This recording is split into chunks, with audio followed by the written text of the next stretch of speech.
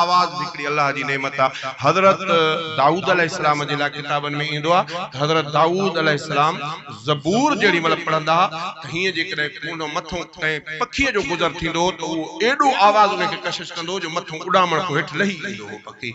सो आवाज़ में बि सहर ऐं जादू रखियल हूंदा आहिनि, पर दुआ आहे त अल्लाह ताला आवाज़ सां को सुठो कमु कराए, है ना बाबा। आवाज़ असांजे करे सुठी शइ हुजे।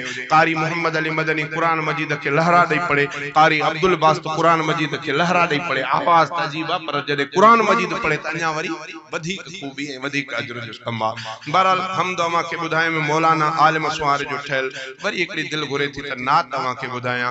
शाइर शेर में चयो आहे त मां घोर पीरीअ जे क़दमनि तां जाते जाते पुॻा उते रहमत थी। मुस्तफ़ा साईं जा क़दम मुबारक जाते पहुता।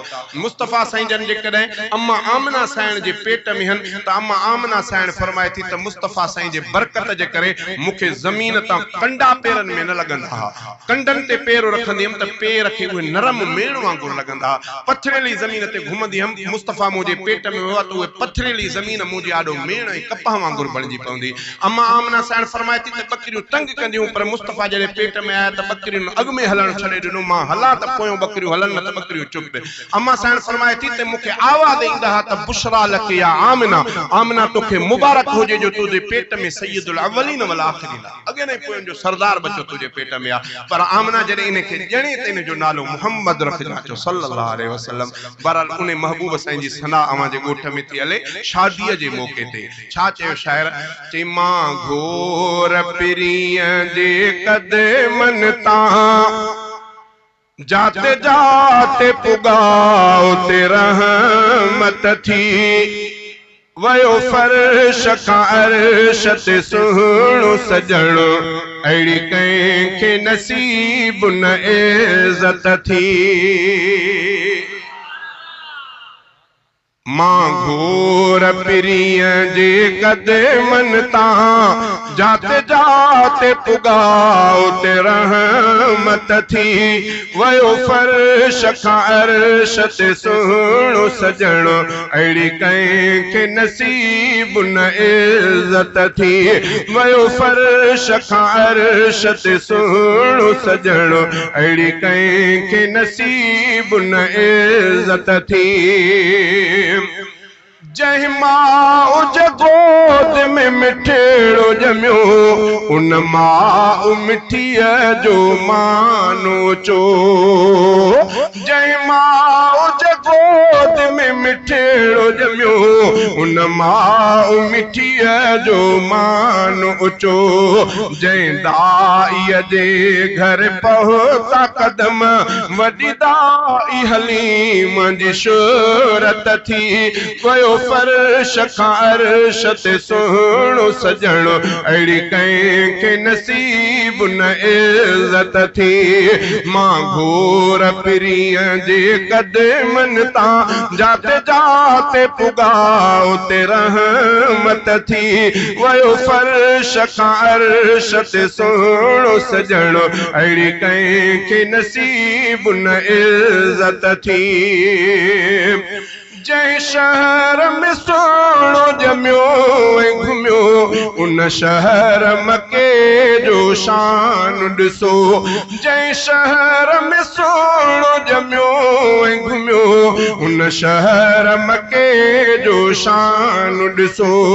जंहिं सवारीअ ते पीरी रखे आ कदम, जंहिं सवारीअ ते पीरी रखे आ कदम, उन सवारीअ में वॾी ताक़त थी। वयो फर्श खां अर्श ते सुहिणो सजणो, अहिड़ी कंहिंखे नसीब न इज़त थी। मां घोर पीरीअ जे क़दमनि तां जाते जाते पुॻा उते रहमत थी। वयो फर्श खां अर्श ते सुहिणो सजणो, अहिड़ी कंहिंखे नसीब न इज़त थी। जे कदम पीरीअ जा मदीने पुॻा, थिया आला मदीने जा रुतबा। मदीनतुल मुनव्वरा जो नालो अॻ में यसरब हुयो। मुस्तफ़ा साईं जे हिजरत खां अॻु में मदीने पाक जो नालो यसरब हुयो। हींअर उलमा देवबंद जो अक़ीदो इहो आहे त जंहिं माण्हूअ ॼाणी वाणी मदीने पाक जो नालो यसरब खयो, ॼाणी वाणी उन खे जुगाए त इस्तिग़फार करे, छो त मुस्तफ़ा साईं इन नाले खे मटाए करे मदीनतुल मुनव्वर नालो रखियो आहे। नबी सल्लल्लाहु अलैहि वसल्लम जॾहिं मके पाक खां हिजरत करे मदीने मुनव्वर पहुता, मदीने पाक में अल्लाह से को दुआ घुरियो त मुंहिंजा रब जे इब्राहिम खलील मके पाक जे बरकत ऐं रहमत जी तोखां दुआ घुरी, मुंहिंजा रब मां मुहम्मद तुंहिंजो बानो मदीने ऐं मदीने वारनि जे लाइ बरकत ऐं रहमत जी दुआ थो घुरां, मदीने खे माला माल फरमाए। बहरहाल मुस्तफ़ा साईं जी दुआ क़बूल पइजी वई। नबी करीम सल्लल्लाहु अलैहि वसल्लम फरमायो त अल्लाह ताला मां मुहम्मद जे करे मदीने पाक जे मिट्टीअ में मोमिननि जे बीमारीअ जी शिफा रखी आहे। अब मदीने पाक जे मिट्टीअ में मोमिननि जे बीमारी जी शिफा। साहबी फरमाइनि था त असांखे करे करे धक लॻी पवंदो, ज़ख़म थी पवंदो, ॿी वाह का न ईंदी ही दवा दरमल, त पोइ मदीने पाक जे मिट्टीअ ते हथ घुमाए करे उहा मिट्टी उन ज़ख़म खे लाहींदासीं, अल्लाह से ज़ख़म दूर करे छॾींदो हुयो। या मदीने पाक जी मिट्टी मुस्तफ़ा साईं जे वञण खां बाद में मदीने खे रंग लॻो।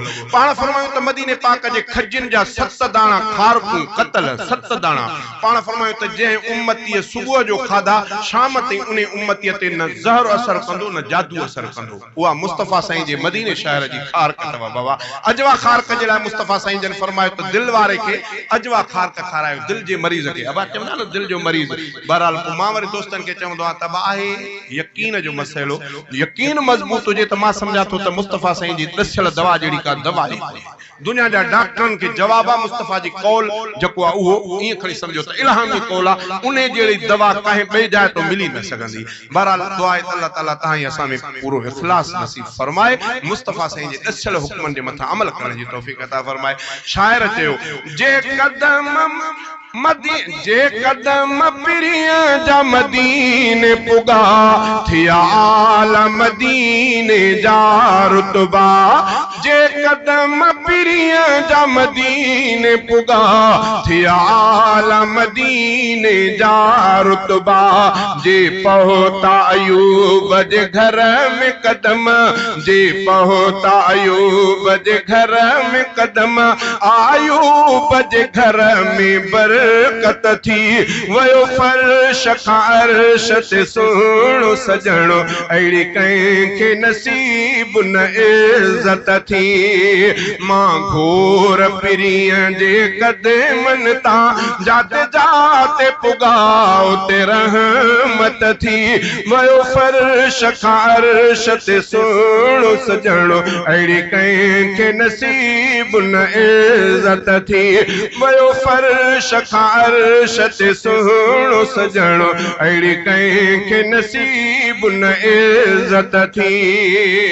अबू अयूब अंसारी मदीनतुल मुनव्वर में हिकिड़ी जगह हुई, उहा अबू अयूब अंसारी उन जो चवंदा आहिनि चाबी खणण वारो हुयो। किताबनि में ईंदो आहे त हिकिड़ो इलाइक़ो हुयो क़ौम तुब जे नाले सां, उतां जे अमीर मुस्तफ़ा साईं जो पर पुठ किताबनि में मुस्तफ़ा सल्लल्लाहु अलैहि वसल्लम जन जी पूरी सीरत सूरत पूरो किरदार पढ़ियो हुई।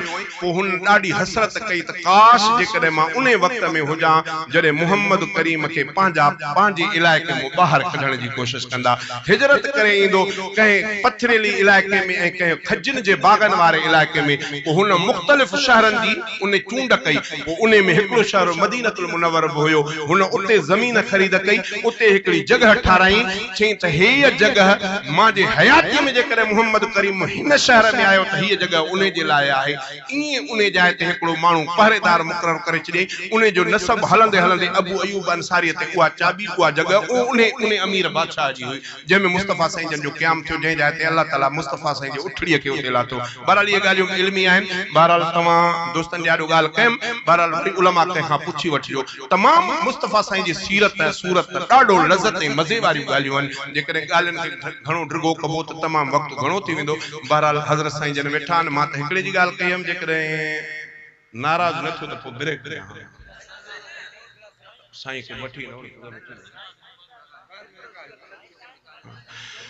अम्मा आशज ते रहंदी हुई सदा महबूब उते जो कदम रखा अम्मा आशज ते रहंदी हुई सदा महबूब उते जो कदम रखा मौला जे करम सां जाए उहा जानीअ जे करे आ जन्नत थी वयो फर्श खां अर्श ते सुहिणो सजणो अहिड़ी कंहिंखे नसीब न इज़त थी मां घोर पिरीअ जे कदमनि तां जाते जा